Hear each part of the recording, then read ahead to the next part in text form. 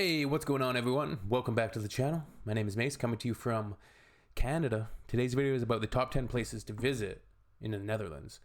You guys can give your comments down below on ones you think should be omitted from this list or added.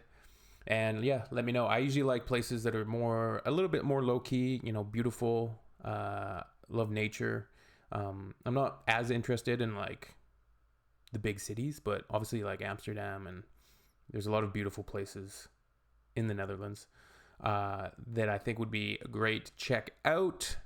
Let's check this out.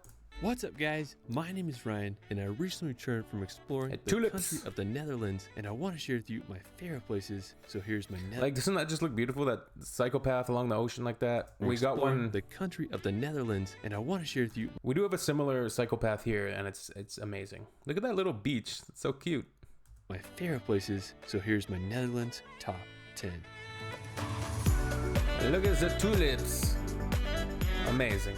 Is that a real picture? In Germany and Belgium, the Netherlands is one of the most beautiful and well-designed countries on earth. There's a quote that says, "God created the world, but the Dutch made Holland." And after visiting, I understand. Look at this architecture. It's so cool.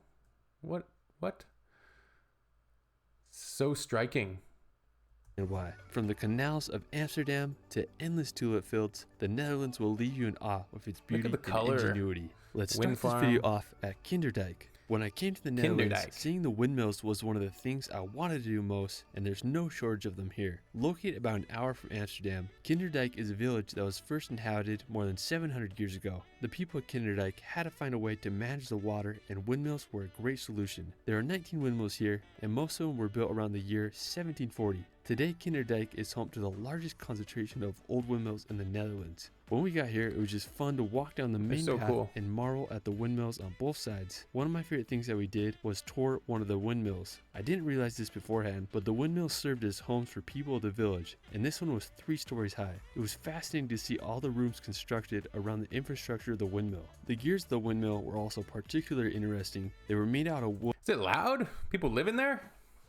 And it just blew my mind that the Dutch were able to make these almost 300 years ago. After we went outside and the wind started blowing, and I couldn't believe how fast it started turning. I mean, it definitely would be dangerous if you got too close to it. I went over to the mill on the side, and it was pumping up water from the lower elevation. And it was just fascinating to me that the Dutch were able to find a way to harness the wind's power hundreds of years ago to move water from one place to another. Even if you're not into engineering, you'll find this place fascinating. After, we're going to head over to Urk. Located about an hour. I probably need to do a little bit more knowledge seeking about windmills and exactly how they work and their purposes. Hour from Amsterdam, Urk is this beautiful Dutch town that dates back to the 10th century. Urk was originally an island, but in the 1940s, the land around Urk was reclaimed from the sea thanks to polders and Dutch engineering, and this connected it to the mainland. Today, Urk is such a charming town. I particularly like the harbor. It was full of these beautiful boats. Kind of reminds me of Nova Scotia a little bit.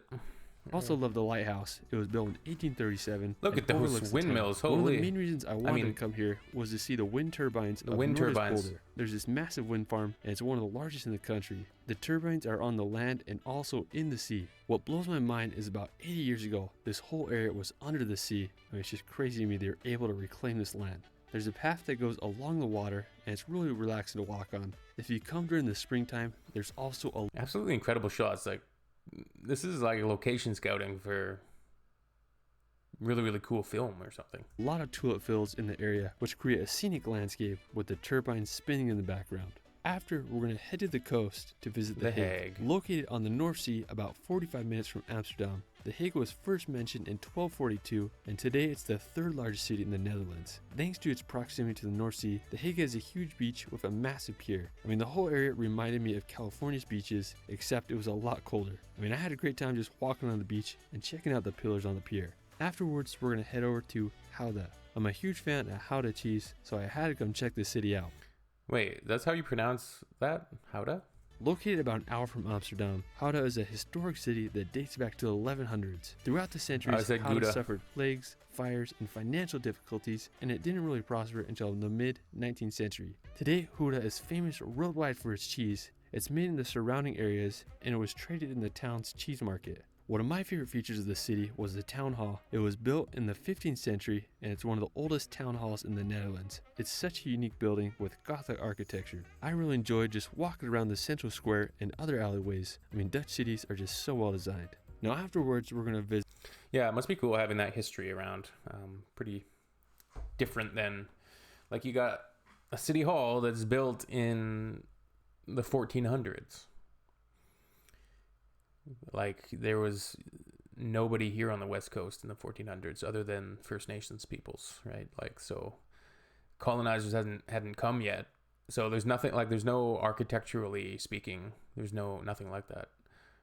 Visit the capital of the Netherlands, Amsterdam. Known for its elaborate canal system, narrow houses, and countless bridges, Amsterdam has a vibe like none other. I was in Amsterdam many years ago, and its impression has always left a mark on me. That's a cool Amsterdam originated as a small fishing village in the 12th century, and it rose to be one of the world's most important trading routes in the 1600s. And it's just crazy to me that these canals were designed and constructed hundreds of years ago. I mean, truly mind-blowing. When I was there, I just had a good time walking around the canals and enjoying the atmosphere of this incredible place. Did that barge have like a little...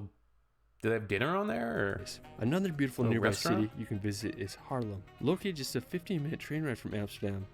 Now that I use Monday service, AI... Does Harlem in the United States take its name from this Harlem? Haarlem is a quaint town full of Dutch charm. It dates back to the 10th century and it became a prosperous city thanks to the toll revenues it collected from passing ships. Since the 1630s, Haarlem has been a major hub for trading tulips, and it was the center of the tulip mania, which was when tulips were sold for absurd prices from 1634 until the collapse in 1637. It's considered to be one of the first asset bubbles in history. Today, Haarlem maintains What do people much do of with its the medieval tulips? and Like, they're so historic buildings, expensive, and but it reminds me of a smaller version of just Amsterdam. I personally love the river giving that flowers runs to through the girls, city. or what? There's also a historic mill that you can take a tour of. After, we're going to experience the tulip fields. I mean, after seeing the windmills, experiencing Look the at that. tulip fields was one of the main reasons I wanted to come to the Netherlands. The tulip season varies every year depending on the weather, but it can happen anywhere from the beginning of April to mid-May. The location of the tulip fields can also change from colors year are to so year, cool. depending if the farmer wants to plant tulips there. For example, Nature one blows year my there may be mind. a place that has tulips in front of a certain windmill, but maybe the next year the tulip field won't be there anymore. I mean, for me it was a challenge to find some good tulip fields, but regardless, there are a few areas that are famous for their tulips, such as North Holland, Noorderspolder, and Lisi. I mean, I just enjoyed driving through the countryside looking for tulip fields and windmills. Now, one of the most famous places to see tulips is Keukenhof. It's known as the Garden of Europe, and it's one of the largest flower gardens in the world. It's located in Lisi, about 30 minutes from Amsterdam. Look at that. I could sit there and read my book all day. And it's such a beautiful and tranquil place, but I believe it's only open Tranquility. during tulip season, Serenity so just double now. check that if you decide to go there. After, we're going to visit Rotterdam. Located about an hour's drive from Amsterdam, Rotterdam is home to Europe's largest seaport. The city's history goes back to the 13th century when a dam was built here, and over the next few hundred years, it grew into an important port city. Now, due to its location between Germany and Britain, it was completely destroyed during World War II. When Rotterdam was rebuilt, the city was extremely bold of its building and unique architecture. Today, Rotterdam's skyline is full of modern skyscrapers. It's such a vibe here. After, we're going to visit Amersfoort. Located about 40 minutes from Amsterdam, I think Amersfoort is one of the best preserved medieval cities in the Netherlands. One of my favorite features of Amersfoort is the Koppelpoort. It was completed in 1450 and served as a land and water gate. Another fascinating feature of Amersfoort is the Tower of Our Lady. It served as the middle point of the Netherlands when it was constructed back in 1470, and today it stands as the third tallest tower in the country. If you want to go back in time, you gotta take a stroll through this medieval city. While we're still on the topic of medieval things, we're going to visit Castle de Haar. Damn. Look at that. Look at that. I'd love to visit the Netherlands, just bike around and bike around the whole country.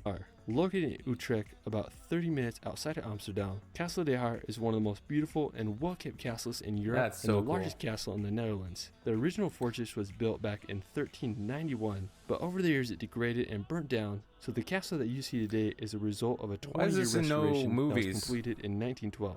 The surrounding grounds and gardens are It's just epic. immaculate. I personally love the moat that surrounds the castle. I mean, such a beautiful place. For our final destination, we're going to visit Zaanse Schans. This is another one of the Zanzeshans. best places in the Netherlands to see Dutch windmills. Located about 20 minutes from Amsterdam, Zanzeshans is a historic neighborhood with 13 windmills. The district where Zanzeshans is located is the oldest industrial area of Western Europe, and at its peak it had over 600 windmills running. Unlike the windmills of places like Kinderdijk, which were used to pump water, the windmills in this area were used for industrial purposes such as sawing wood, making paper, or grinding spices. I mean, once again, the Dutch have amazed me with their incredible ingenuity. We had a great time just wandering through the village. We were here during later in the day and it had a magical feel to it. It was originally super cloudy and dark, but towards the end of the day, the Windmills are like they're also hydroelectric power, right? That's what they originally. sun came out and lit up Harnessing the the village so power of the nicely. water. If you want to feel like you're walking through a magical Dutch village set back in time, you got to give Zanzeshans a visit.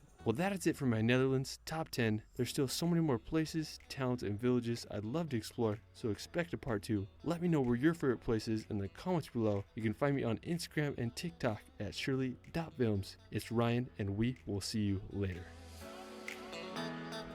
Beautiful video, and inspiring video too. Like this type of video. I love traveling. I just don't like the in-between parts, like at the airport. And so I love getting to my destination. I love exploring. I love meeting new people. I love seeing new places and trying new things. And that's what I think inspires us to travel, right? So I hope that I can get over to the Netherlands. Like there's so many places in the world, and I think it's too bad traveling is not as easily acceptable, like if you don't have the means to it. You can sometimes feel somewhat trapped. Like I don't feel trapped in my job or trapped in my life or anything like that. I'm just saying, like, I can't necessarily travel to Europe for a month or 2 months. Maybe once a year I could do a month.